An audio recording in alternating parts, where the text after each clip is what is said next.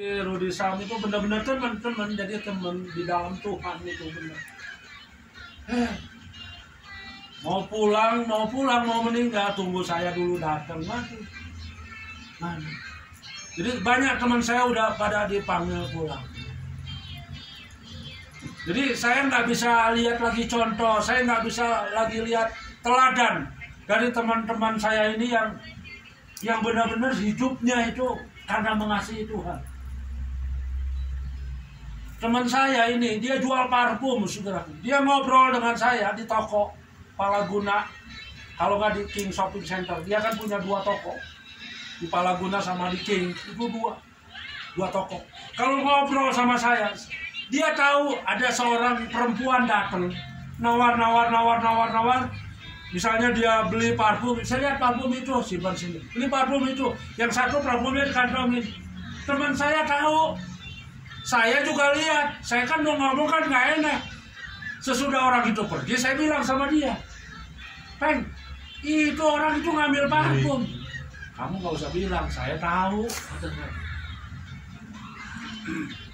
Ya biar aja. Kalau kita apa? Marah, teriak, betul. Maling lu, katanya. Orang yang hatinya kaya memberi. Dia bilang apa? Toh dia nyuri paling sekali-sekali. Benar nggak? Iya. Tapi ada lagi orang bilang begini. Tapi kan memberi kesempatan kepada orang berbuat dosa. Urusan orang berbuat dosa bukan urusanku, urusan dia orang. Iya. Benar nggak?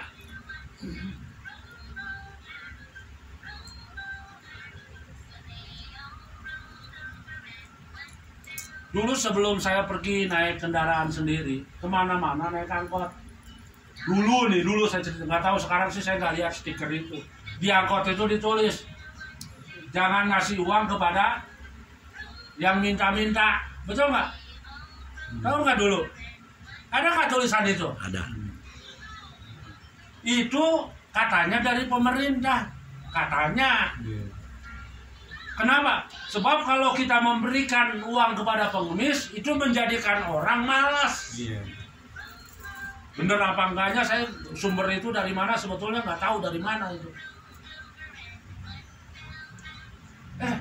Saya bilang sama teman saya, jangan kasih uang sama yang minta-minta. Karena itu anjuran dari pemerintah. Saya dengar kata orang. Teman saya bilang apa? Dasar pelit lu. Malah dibilang pelit. Orang pelit itu punya banyak alasan. Soal orang malas itu bukan urusan kita. Urusan kita memberi. Mau orang malas, mau orang berbuat dosa, bukan urusan kita. Urusan kita memberi. Supaya ada jembatan. Teman saya sampai dia bilang begini, coba kamu berlomba dengan Tuhan. Kamu berlomba dengan Tuhan. Sampai saya renungkan bahasa itu. Berlomba dengan Tuhan soal memberi. Ada nggak di sini? Coba berlomba. 2 orang aja, ambil 1 kawan. Yuk kita berlomba untuk saling memberi. Siapa yang paling cepat diberkati, itu berarti orang itu paling cepat memberi. Berlomba dengan Tuhan katanya. Akhirnya ketika firman itu dinyatakan, teman saya ini yang hari ini dia jadi bendera, dia bilang apa? Saya mau berlomba dengan Tuhan soal memberi, katanya. Dia memberi. Tapi dia bilang tetap saya kalah sama Tuhan. Artinya apa, saudaraku? Tuhan, ketika kita memberi, Tuhan lebih memberi.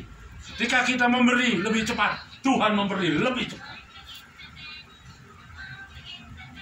Sekarang terjadi. Teman saya ini dulu dia pernah menjadi direktur Panci Bima. Dia juga dosen ITB. Dosen. Ketika dia percaya Tuhan Yesus, dia dulu Katolik. Begitu dia percaya Tuhan Yesus, dia jual itu rumahnya, dia jual rumahnya, apanya semua dia jual. Dia bilang, saya mau mengikut Engkau Tuhan. Itu betul-betul menjadi berkat bagi banyak orang, kesaksian hidupnya. Hari ini masih ada orang itu. Dan sejak itu uangnya dari hasil jual rumahnya tuh di Antapani apa di Acamanik saya lupa itu sekitar 2 lantai atau 3 lantai. Dia jual rumahnya, uangnya dia bagi-bagikan. Model kayak gini, model orang Kristen apa? Ada nggak yang model kayak gini? Saya rasa nggak ada. Tapi saudara tahu sampai hari ini, ya, pekerjaannya apa? Pekerjaannya memberi. Sampai semua orang, teman-temannya, dosen, para pengusaha itu nanya sama dia, loh sekarang Bapak nggak kerja, sekarang pekerjaan Bapak apa? Jawabannya apa? Pekerjaan saya memberi. Bukan. Maksud saya, Bapak, gimana caranya Bapak bisa mendapatkan uang? Itu bukan urusan saya. Itu urusan Tuhan. Pekerjaan saya memberi.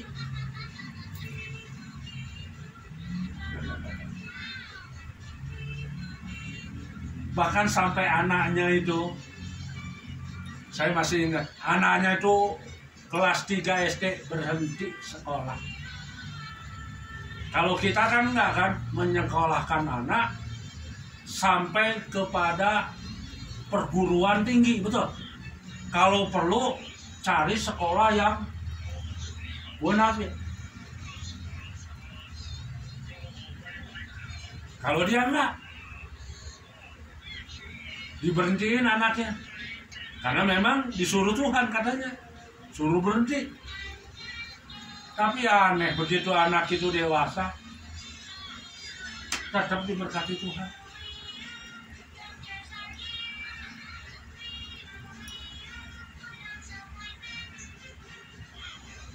Tapi gini Pak ya, Bapak itu kan pengertiannya memberi karena ikhlas ya, karena tulus.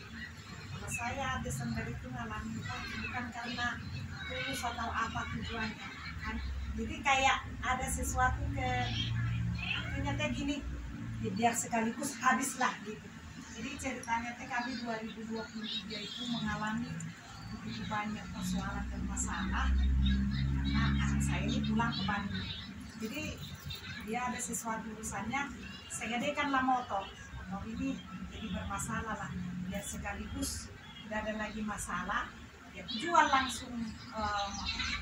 Jadi sisa dari hutang ini, sisanya itu semua Natal Desember itu.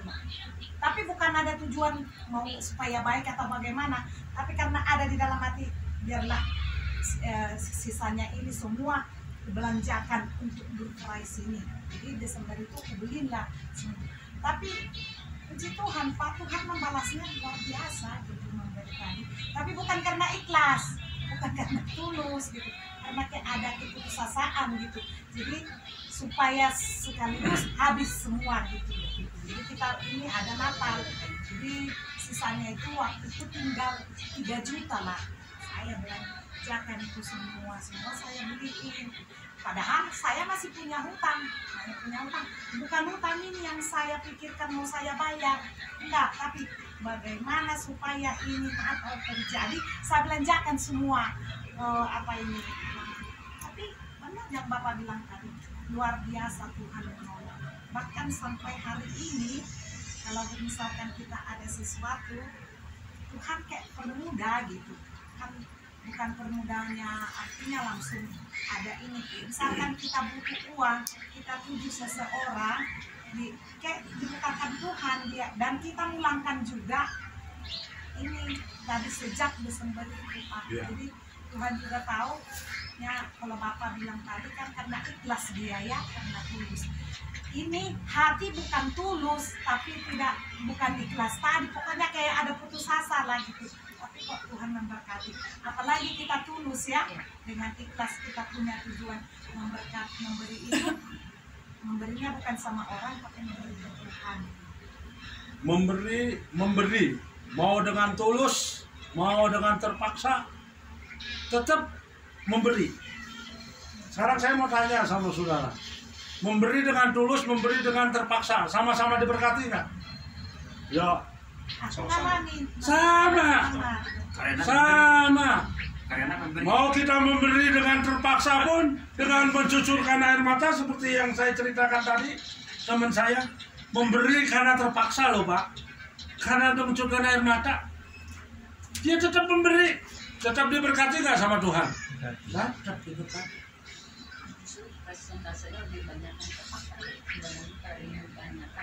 Ini ada satu lagi Pak pertanyaan saya. Ini harus Bapak yang jawab. Ada seorang hamba Tuhan bilang tidak percaya sama suara Tuhan. Bagaimana itu? Nggak ada masalah. Kalau dia nggak percaya sama suara Tuhan, ya sudah. Berarti dia percaya suara setan. Udah begitu aja. Itu kan ngomongnya di mimbar Bapak.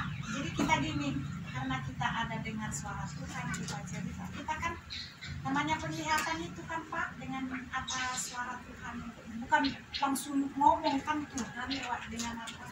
Nah, kita kan ada di firman, ujilah kan, kadang kita bilang, tapi kok hamba Tuhan ini ngomong, saya nggak percaya suara Tuhan. Apa? Karena memang dia belum pernah dengar suara Tuhan. Coba kalau dia dengar suara Tuhan, pasti dia percaya ada suara Tuhan ya. Oke, kita lanjutkan ya. Kita selesaikan dulu ini.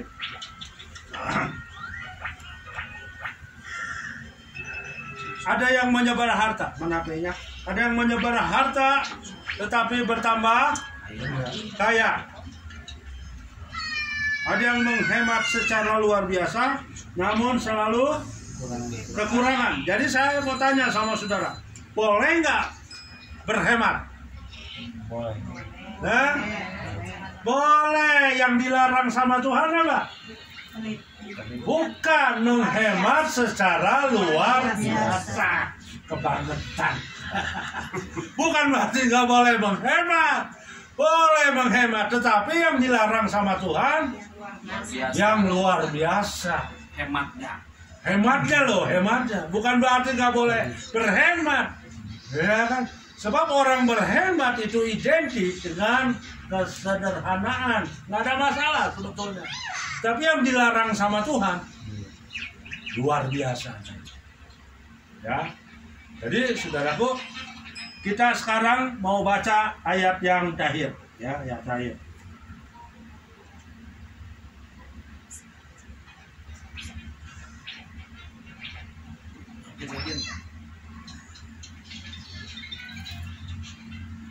Kita buka di dalam Matius 10.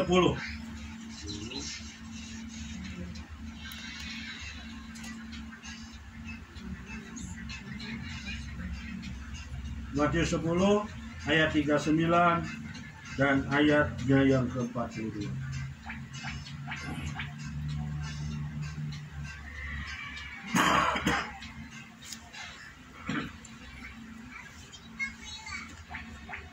Matius 10 ayat yang keberapa? Ayat yang ke-39. Yuk baca sama-sama dengan saya. 1, 2, 3. Barang siapa mempertahankan nyawanya, ia akan kehilangan nyawanya. Dan barang siapa kehilangan nyawanya karena aku, ia akan memperolehnya. Di dalam nyawa itu ada uang.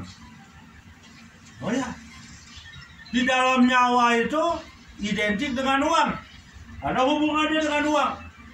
Makanya kalau orang merampok, serahkan uang atau nyawamu, melayang katanya. Iya kan? Coba sekarang kata nyawa diganti dengan kata uang. Kita baca sekali lagi. Yuk, 1, 2, 3. Barang siapa mempertahankan apa? Uangnya, terus ia akan kehilangan uangnya. Terus dan barang siapa kehilangan nyawanya, kehilangan uangnya karena apa? Karena aku, ia akan memperoleh. Makin kita pertahankan, makin hilang. Sama dengan kekayaan.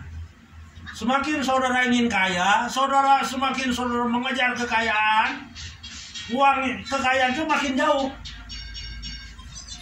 Sebab Alkitab bilang tiba-tiba dia punya sayap dan meninggalkan kita.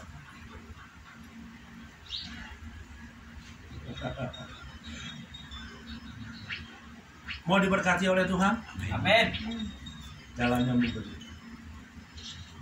Coba bilang, tangannya begini semua. Tangannya begini semua. Kalau ini orang memberi, kalau gini mempertahankan. Dia nggak memberi. Kalau memberi gini, misalnya nih ada uang di sini, tangan kita gini, diambil sama orang ya sudah. Tapi begitu ada orang ngasih uang, nempel sini, nerima juga. Lo ya kan? Jadi orang kalau memberi, dia akan menerima. Kalau dia menerima, maka dia akan memberi. Kalau orang nggak menerima, dia nggak mungkin memberi. Jadi harus ada timbal baliknya, memberi dan menerima. Kadang saya jual mahal, saya nggak mau menerima, padahal itu salah. Saya tetap harus menerima ketika saya diberi.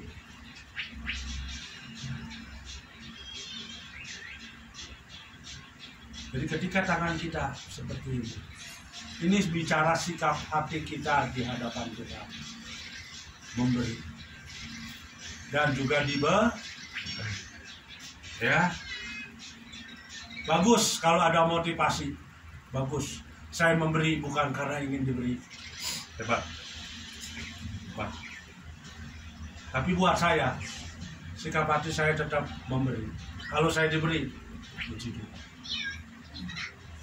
Haleluya. Amin. Supaya apa? Supaya kamu diberkati. Supaya saya diberkati. Nah kalau kita sudah diberkati, kita bisa jadi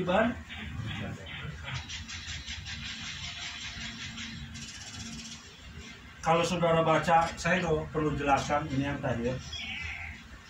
Ayat yang ke-40. Baca aja sama-sama dengan saya. Sepintas saja saya akan baca. Sebab ini menyangkut soal memberi. Ayatnya yang ke-40, baca sama-sama dengan saya. 1, 2, 3. Barang siapa menyambut kamu, dia menyambut aku. Coba bilang, barang siapa menyambut kamu, tunjuk dulu sebelahnya. Barang siapa menyambut kamu, tuh. Terus baca lagi. Baca lagi ya. Menyambut siapa? Aku. Jadi kalau kita menyambut seseorang, kita menyambut siapa? Tuhan Yesus. Coba bilang sekarang tunjuk ke sebelahnya. Kalau kamu menyambut aku, Kalau kamu menyambut aku, ya, terus ia menyambut kamu. Aku menyambut. makanya baca yang benar. Iya, ulang. Kalau Bapak ini yang bikin makin tahu. Iya. Intinya begini, ketika kita menyambut seseorang, kita menyambut Tuhan. Itu intinya. Siapapun yang kita sambut seperti kepada Tuhan. Kadang-kadang kita nyambut orang tuh kurang dengan alasan repot lah, risih lah, kagok lah, segala macam kan, betul nggak? Loh, Benar.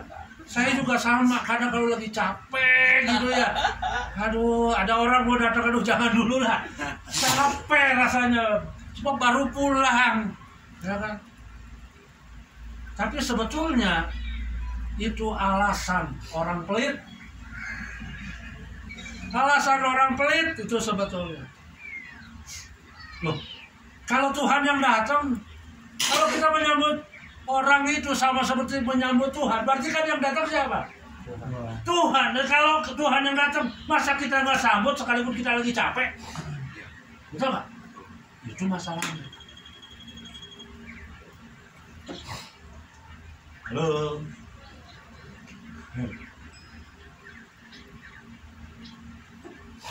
Saya nggak usah terjemahkan menyambut itu dalam pengertian banyak, tapi saya harap sudah bisa menangkap sendiri. Menyambut itu bukan hanya sebatas masalah uang saja, tetapi juga dalam hal soal penerimaan, dalam hal soal sosialisasi dan segala macam. Lanjut. Ayat yang ke-41. 1, 2, 3. Barang siapa menyambut seorang nabi sebagai nabi, terus ia akan menerima upah nabi. Dia akan menerima upah Nabi. Siapa nabi itu? Loh, nabi itu adalah seorang hamba Tuhan. Kalau kita menyambut seorang hamba Tuhan, maka orang itu akan menerima upah nabi. Ada yang tahu upah nabi? Nggak tahu. Wah, kalau nggak tahu, makanya kita kurang menyambut hamba Tuhan. Kalau kita tahu upah nabi, maka kita akan menyambut hamba Tuhan. Belum pernah khotbah itu mungkin ya saya. Atau ada hamba Tuhan lain yang khotbah itu. Upah nabi belum pernah kita dengar Pak, baru ini. Kalau saya pribadi. Ada upah orang benar, ada upah nabi. Kalau saudara baca selanjutnya, kalau kamu menyambut barang siapa menyambut seorang nabi sebagai nabi, dia akan menerima upah nabi. Dan barang siapa menyambut seorang benar sebagai orang benar, dia akan menerima upah orang benar. Apa upah orang benar itu? Nggak tahu juga. Wah, saya panjang lagi nanti. Upah orang benar itu seperti Mazmur pasal 1. Ia seperti pohon yang ditanam di tepi aliran air, yang menghasilkan buahnya pada musimnya, dan yang tidak layu daunnya. Apa saja yang diperbuatnya berhasil. Kalau kamu menyambut seorang nabi, menyambut orang benar, itu upahmu. Berhasil Pak. Berhasil. Amin. Pekerjaan apapun yang kita kerjakan berhasil. Amin. Kalau hambanya yang ini gimana Pak? Biar ada. Kalau hamba orang jelek, mungkin jelek. Hambanya mungkin nggak bener. Nggak bener tuh bukan urusanku, urusan dia orang. Jadi harus disambut. Kita kan mau lihat-lihat orang kan. Ya ampun. Kalau kita mau nabur, kita mau memberi, lihat-lihat orang dulu. Ya ampun, nggak jadi menabur. Nggak jadi menabur, akhirnya nggak jadi nuai. Lemparkan rotimu ke air, dan kamu akan mendapatkan lama setelah itu. Jangan lihat awan, dikatakan jangan lihat angin. Taburlah benihmu di pagi-pagi hari. Betul?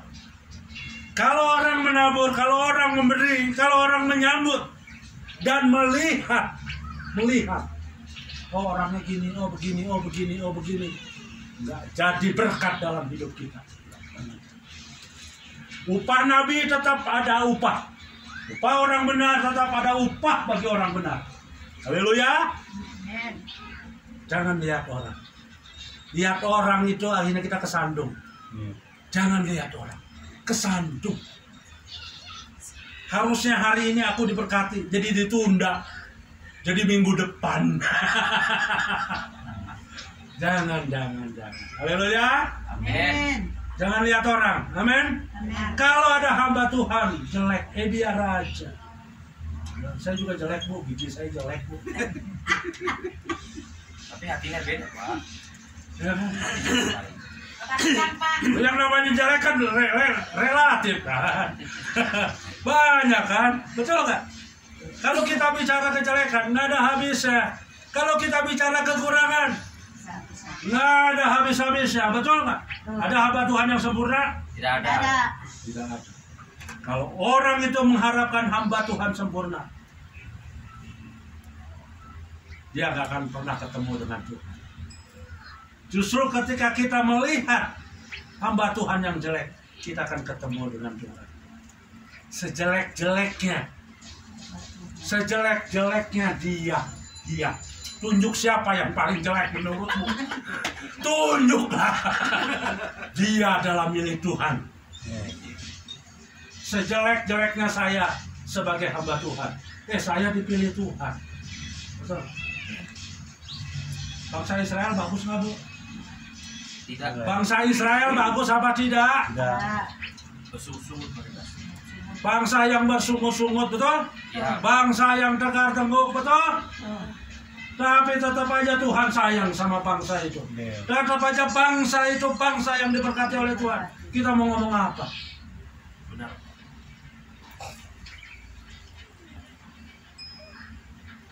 Kenapa kita dibatasi dengan lihat orang? Capek deh. Kalau mau memberi, jangan lihat orang. Jangan. Kalau ada kesempatan untuk ngasih ke presiden, kenapa enggak? Enggak kan? Kalau ada kesempatan, aku bilang kan. Cuma kan masalahnya nggak ada kesempatan. Ketemu aja nggak pernah. Ya kan? Jadi sambut, beri, sambut siapapun orang. Kalau kita menyambut orang benar, kita akan menerima upah orang benar. Tahu ya upah orang benar? Apa saja yang diperbuatnya pasti berhasil. Upah Nabi, apa itu upah Nabi? Oh, upah Nabi itu apa yang tidak mungkin menjadi mungkin. Ketika wanita Sunem menyambut Nabi Elia, dia seorang yang kaya raya tapi dia nggak punya keturunan. Ketika dia menyambut Nabi Elia, maka Nabi Elia berkata, upah Nabi akan terjadi padamu. Dan apa yang terjadi? Wanita itu melahirkan keturunan. Apa yang tidak mungkin menjadi mungkin. Nggak perlu didoakan. Nggak perlu didoakan. Makanya saudara perhatikan gereja-gereja yang besar. Nih, saya kasih tahu. Ini fakta real. Mungkin saya nggak buka. Hari ini di tempat Anda saya buka. Gereja-gereja yang sukses, gereja-gereja yang besar. Kenapa selalu menyambut seorang nabi? Kenapa dia selalu menyambut seorang hamba Tuhan? Kenapa? Karena dia tahu ada upah. Ada upah nabi di sana.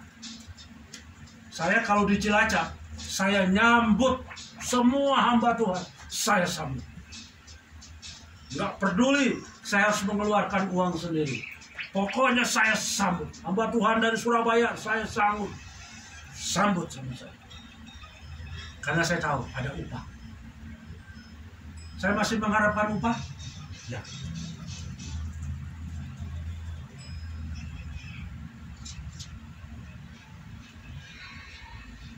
Kalau Anda nyambut orang benar, kamu akan menerima upah orang benar. Maka kita harus saling menyambut, saling memberi. Haleluya. Sehingga akses itu sampai kepada kita. Dan jembatan itu makin besar, makin besar, makin besar, makin luas. Maka berkat itu semakin cepat sampai ke dalam hidup. Haleluya. Amin. Tuhan memberkati. Jadi boleh bertanya nggak Pak sebentar? Ya boleh. Sebentar Pak ya. Pak, nunggu Bapak ini bertanya, aku minta izin dulu Pak ya, karena kami mau pergi melihat itu Ibu Neke yang Iya. ada kakak saya, Iya. dia nggak tahu ke sana. Ya, silakan Bu. Ya. Ya, Pak ya. Ya. Maaf Pak. Oh ya. Ya. Di mana dikuburinnya, Bu? Kirkov. Salam ya. Titip salam buat Tanda saudara. Duluan ya. Iya. Ikut ke kuburan ya. mau lihat bukan ikut ke kuburan. Ngantar ke kerkop. Ngeliat. Ini Layak. tadi kan apabila masalah memberi dan menyambut Ya. itu saya alami di warung ini. Ya, Masalah memberi ini ya. setiap hari kan ada yang minta-minta. Nah. Apakah saya harus memberi itu? Beri. Firmannya apa? Beri kan? Ya beri. Tapi kan yang datang itu aja Pak. Saya tahu. Saya tahu maksud yang maksud Bapak tuh saya tahu. Iya, kita Beri ya? kita beri. Kalau ada. Ya masih ada orang warung. Praktis Iya. Iya kan Pak, saya masih Pak. ada. Terus ini masalah menyambut Pak. Ada juga orang mau belanja. Tapi saya tahu ini ada sebatang rokok. Karena saya memang kalau sebatang rokok itu bikin repot. Saya nggak penyambutan itu kayak kurang gitu loh Pak. Memang itu saya kami alami sini tuh. Jadi saya udah nangkap yang seperti Bapak bilang, kalau menyambut sambutlah dia. Dan ini saya ada nangkap itulah firman itu yang menyambut tadi itu. Memang saya akui kami di sini berjualan itu kalau menyambut itu memang kurang sama orang pelanggan, kecuali pelanggan tetap. Kalau ini pelanggan yang baru, kita tuh menyambut itu agak gimana lah, cuek gitu. Jadi melalui ini firman ini, kedepannya kita menyambut siapapun itu yang mau beli, kita harus Kalau sambut. orang gila, jangan. Ya kalau dia datang kita sambut Kak. Itu kan dari firman tadi itu. Iya, haruslah ya Pak ya. Mau sebatang rokok juga harus dong disambut. Iya kan, dari ini saya semakin dikuatkan dan Iya. baru biar kedepannya gimana kan sesuai dengan firman ini baru dan saya tangkap lah. Iya. Itu masalah memberi itu loh Pak. Kalau masalah memberi itu kan harusnya kan yang satu iman dulu kan itu ada firman tuh ya kubus itu. Nah mereka yang rata-rata itu yang tidak sama iman itu gimana? Yang terbatas. Ya. Pokoknya istilahnya kalau kita terbatas, ya harus saudara terima. Ya. Kalau kita tidak terbatas, udah sampai benduli. Jadi ada yang diprioritaskan. Nanti Tuhan kasih hikmat. Itu aja ini. Menyambut juga sama. Nanti Tuhan sendiri akan kasih hikmat. Soal memberi pun Tuhan akan kasih hikmat kepada kita. Sampai titik di dalam hati kita, saya tidak memberi bukan karena saya pelit. Yang tahu siapa itu? Saya tidak memberi bukan karena saya pelit. Saya memberi karena ini, karena ada pertimbangan lain. Tapi dalam intinya tetap firmannya beri.